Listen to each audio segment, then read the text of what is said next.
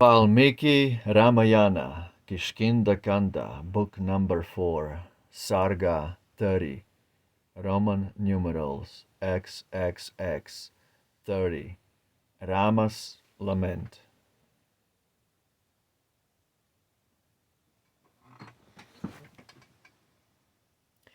But Rama, in the autumn night, stood musing on the mountain height, while grief and love, that scorned control, shook with wild storms the hero's soul. Clear was the sky, without a cloud, the glory of the moon to shroud, and bright with purest silver shone each hill the soft beams looked upon. He knew Sugriva's heart was bent on pleasure gay and negligent. He thought of Janak's child forlorn, from his fond arms for ever torn. He mourned occasion slipping by, and faint with anguish heaved each sigh. He sat where many a varied streak of rich ore marked the mountain peak. He raised his eyes the sky to view, and to his love his sad thoughts flew.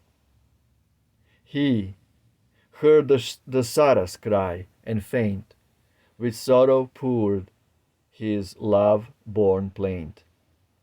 She, she who marked the softest tone of wild birds' voices with her own. Where strays she now, my love who played so happy in our hermit shade? How can my absent love behold the bright trees with their flowers of gold, and all their gleaming glories see with eyes that vainly look for me?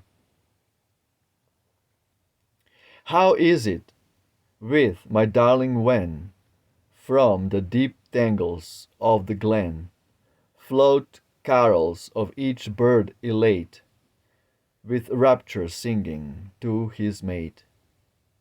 In vain my weary glances rove, from lake to hill, from stream to grove. I find no rapture in the scene, and languish for my fawn-eyed queen. Ah, does strong love with wild unrest, born know the autumn, stir her breast?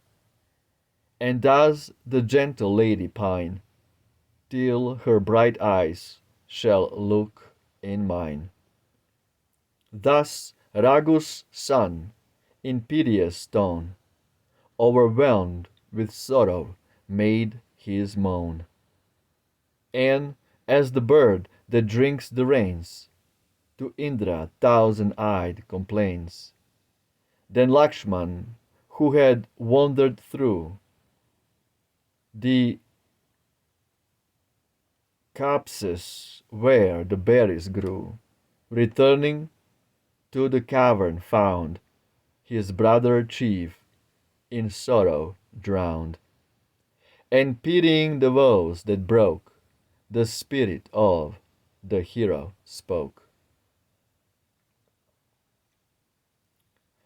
Why is thy strength of soul away, and weakly yield to passion's sway? Arise, my brother, do and dare, ere action perish in despair. Refill the firmness of thy heart, and nerve thee for a hero's part. Whose is the hand unscathed to seize, unscathed to seize the red flame quickened by the breeze? Where is the foe will dare to wrong, or keep the mighty lady long. When with pale lips that sorrow dried, the son of Raghu thus replied: Lord Indra thousand-eyed has sent the sweet rain from the firmament. See, sees the rich promise of the grain, and turns him to his rest again. The clouds, with voices loud and deep, wailing each tree upon the steep, up on the thirsty earth have shed their precious burden, and are fled. Now in kings' hearts ambition glows, they rush to battle with their foes. But in Sugriva's sloth I see no care for deeds of chivalry. See, Lakshman, on each breezy height 1,000 autumn blooms are bright.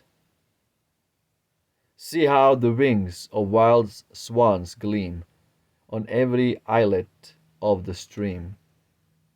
Islet of the stream. 4 months of flood and rain are past, and 100 years they seemed to last.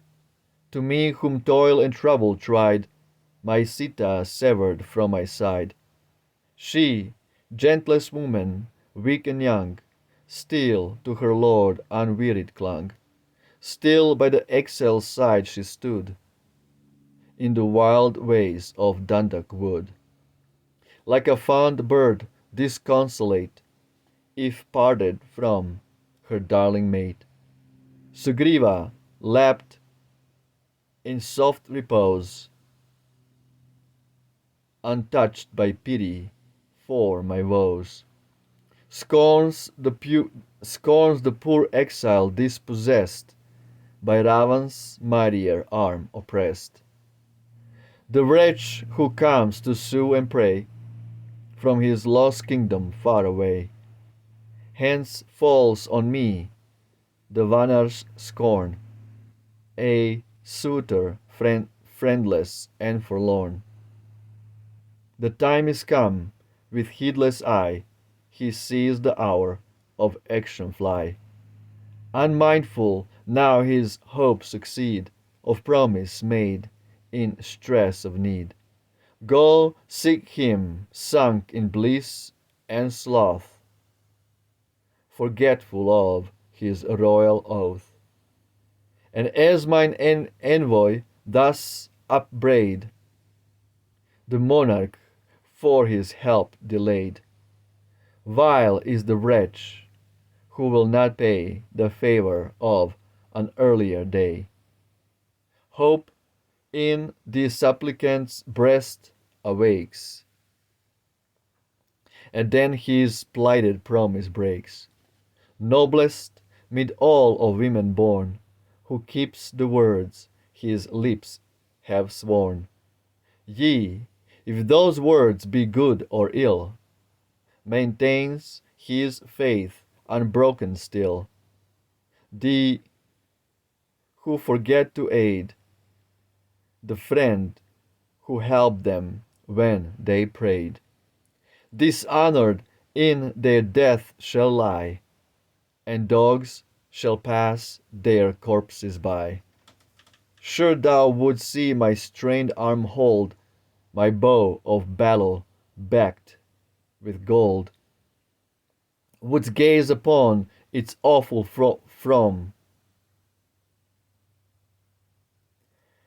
wouldst gaze upon its awful form, like lightning flashing through the storm, and hear the clanging bowstring loud as thunder from a laboring cloud. His valor and his strength I know, but pleasure's sway now sinks them low. With thee, my brother, for ally, for Ali, for Ali, that strength and valor I defy. for allied that strength and valor I defy. He promised, when the rains should end, the succor of his arm to lend. Those months are past, he dares forget, and lapped in pleasure slumbers yet. No thought disturbs his careless breast, for us impatient and distressed. And, while we sadly wait and pine, girt by his lords, he quaffs the wine. Go, brother, go, his place seek, and boldly to Sugriva speak. Thus give the listless king to know what waits him if my anger glow. Still open to the gloomy god lies the sad path that Bali trod. Still to thy plight word be true, still to thy plighted word be true, lest thou, O king, that path pursue. I launched the shaft I pointed well, and Bali, only Bali fell. But, if from truth thou dare to stray, both thee and thine this hand shall slay. Thus be the Vanir king addressed, then add thyself what seems the best. Absolutely beautiful. Footnotes 361. The troops who guard the frontiers on the north, south, east, and west. 361.1. Di Chatake Qualus Melanoleucus is supposed to drink nothing but the water from the clouds. Chatake, the famous bird. 361. 1b. The time for warlike expeditions began when the rains had ceased.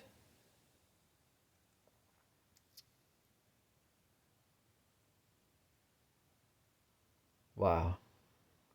Here we have so many similar parallels with the legend, the myth of Moses, Moses, the Hebrew myth of Moses. So basically, the Simeons, the Semites, had to keep their promise. God promised them something, but also they promised to keep their word to God. So Sugriva, the Simeon, the Semite, he promised Rama to come to his aid. He promised God to come to his aid. Not that God needs any aid, it's just that God wants his sons and daughters to obey him, that's all. Not to obey him, to follow their own word. Just like God follows his own word. Where is the psychology from? If you give a word to somebody, you don't break it for no one. The promise kept, the promise made. So Sugriva, he was just like Simeons, like Semites. When Moses was on the mountain getting 10 commandments, they got all involved into all kinds of pleasures, and they forgot God. So Moses comes down and he is angry. In similar way, Rama right here is very angry at Simeon Sugriva, because he gave himself too much into pleasures and forgot his word he gave to Rama to come to his aid to find Sita. Jai Shri Ram. Rama Victor. Victory to Rama. Hail Ram. Ciao.